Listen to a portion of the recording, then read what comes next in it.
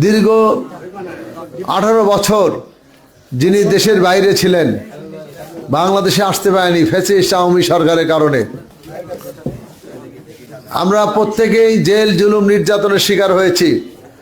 আমাদের প্রিয় নেতা, আমাদের বগুড়ার সন্তান, বগুড়ার মানুষের আপনজন তারেক রহমানও বিদেশে বসেও অনেক মামলা খেয়েছেন এবং এই দলটাকে তিনি দিন রাত পরিশ্রম করে এই দলটাকে সুসংগঠিত রেখেছেন এবং এদেশের মানুষের কাছে আস্থার এবং নির্ভরশীল একটি দল হিসাবে প্রতিষ্ঠিত করেছেন। আজকে সারা বাংলাদেশের মানুষ বিএনপির দিকে তাকিয়ে রয়েছেন। আমাদের সেই মহান নেতা, আমাদের আপনজন পরম আত্মীয় জনাব তারেক রহমান আগামী 11 তারিখ বগুড়ায় আসছেন। রাত্র দাফন করবেন সকাল 10টায় আমাদের কেন্দ্রীয় ঈদগাহ মাঠে। আমাদের ম্যাডাম বেগম খালেদা জিয়ার জন্য দোয়া মাহফিলে অংশগ্রহণ করবেন। তো আপনারা ইতিমধ্যেই নির্দেশনা পেয়েছেন আপনাদের দলের নেতৃবৃন্দের কাছ থেকে। আগামী 12 তারিখের সেই প্রোগ্রামটা আপনারা সুশৃঙ্খলভাবে সফল করবেন এবং তারেক রহমানকে স্বাগত জানিয়ে আপনারা ব্যানার ফেস্টুন করবেন। আমরা যদিও শোকের মধ্যে আছি, ম্যাডাম 30শে ডিসেম্বর ইন্তেকাল করেছেন, আজকে 7 তারিখ।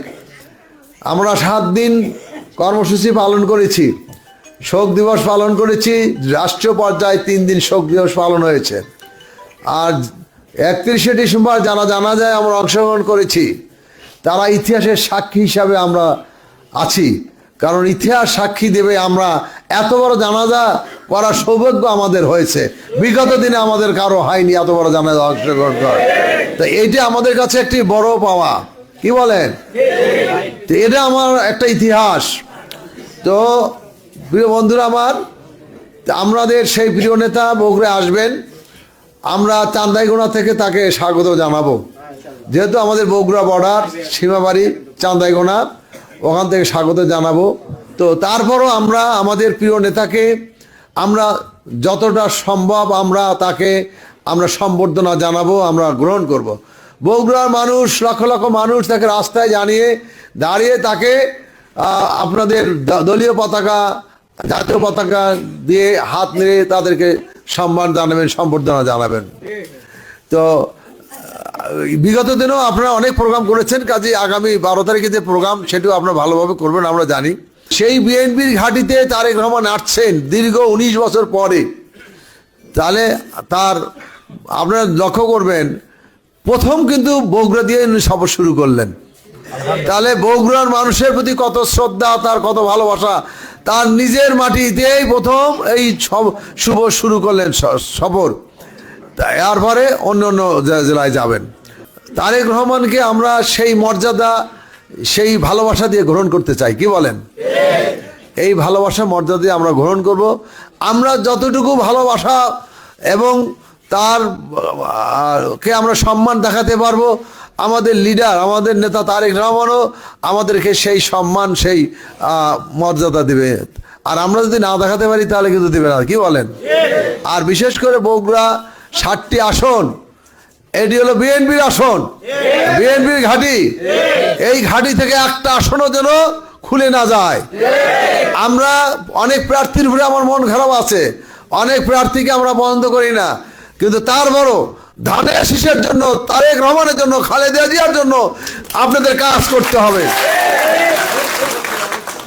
কারণ ব্যক্তির চেয়ে দল বড়, দলের চেয়ে দেশ বড়।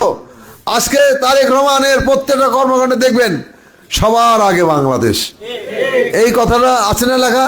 সবার আগে বাংলাদেশ। বাংলাদেশ যদি থাকে আমরা আছি, বাংলাদেশ না থাকলে আমরা নাই। তারপর দল থাকলে আপনি আমি আছি, নেতৃত্ব আছে। দল না থাকলে আপনি আমি কেউ নাই। আমি রেজাউল করিম বাদশা আজকে জেলা বিএনপি সভাপতি হয়েছি। আজকে যে সম্মান পাচ্ছি এটা তো দলের কারণে পাচ্ছি। আজকে যদি দলে না থাকে আমার সম্মান আছে? কেউ 2 পয়সার দাম দেবে না। তা কাজে মনে রাখতে হবে, আমার দল যদি শক্তিশালী হয়, আমার দল যদি রাষ্ট্র ক্ষমতায় যেতে পারে, আপনার সম্মান আছে, মর্যাদা আছে। দল যদি রাষ্ট্র ক্ষমতা না যেতে পারে, আপনার এলাকায় যদি আপনি এমপি না দিতে পারেন, আপনাদের কোনো মূল্য থাকবে না। আপনি রাগ করেন ভালো কথা, তার সাথে অভিমান আছে থাকুক, আপনি অন্য নেতা পছন্দ করেন, সেটাও ঠিক আছে, কিন্তু ভোটের ব্যাপারে এইখানে দলের সিদ্ধান্তকে আপনি মানতে হবে, দলের স্বার্থকে আগে দেখতে হবে। দলের স্বার্থ ক্ষুণ্ণ হবে এমন কোনো কাজ করা যাবে না।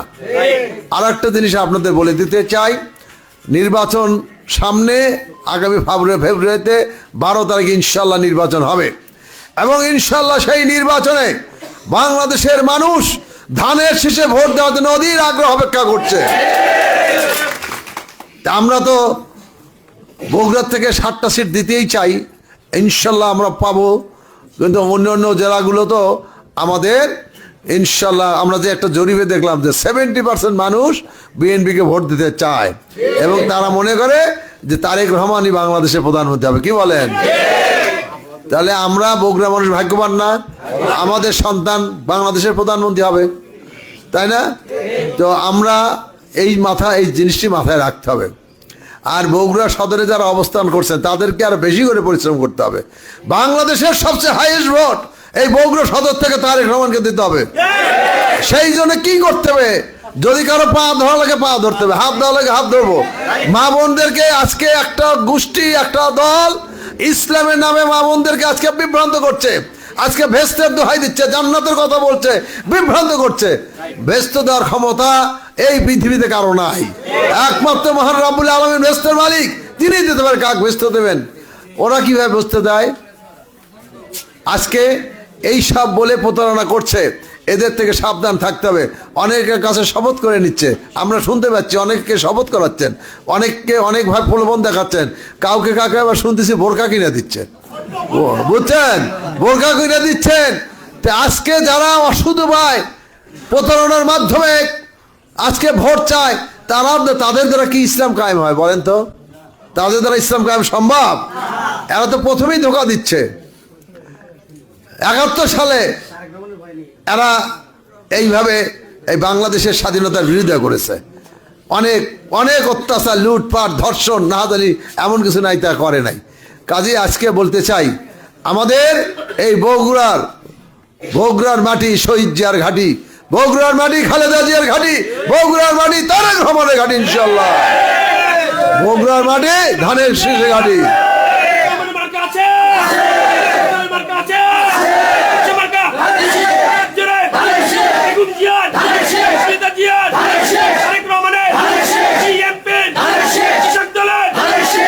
ঠিক আছে, ধন্যবাদ। তো আজকে আমাদের এই মাথায় রাখতে হবে ভাই, মান অভিমান ভুলে দিয়ে ধানের শীষের পক্ষে কাজ করেন। আজকে ধানের শীষ জিতলে আপনি